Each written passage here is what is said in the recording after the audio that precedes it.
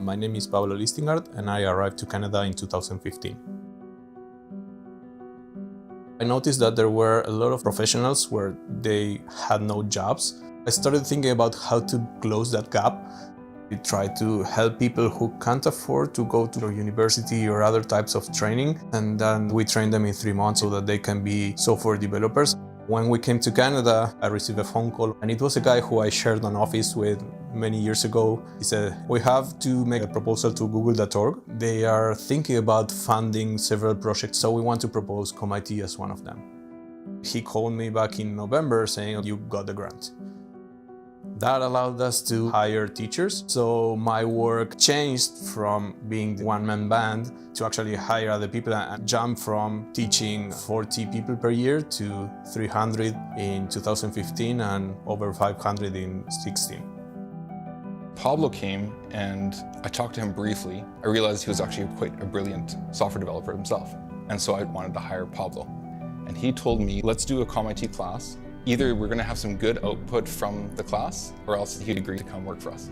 It turns out that once we got COMIT going, we hired 5 from that first class.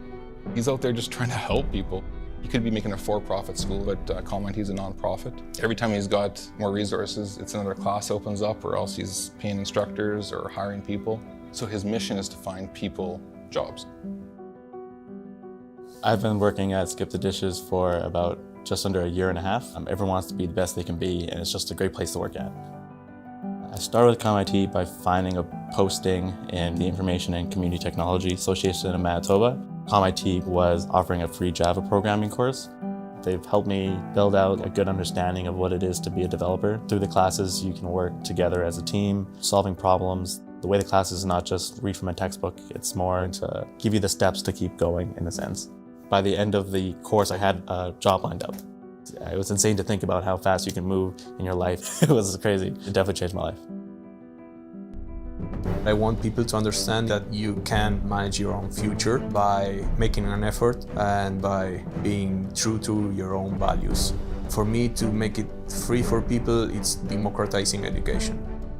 I came here to be able to continue doing what I was doing back in South America, but I didn't expect to do it this fast. Along with my kids, it's probably the greatest thing that you can feel, that you helped others change their lives and their families' lives, and that they are going to do something different for their future. So doing that for Canadians and the country that received me and that gave me the opportunity to bring my family here, it's something that I never dreamt of.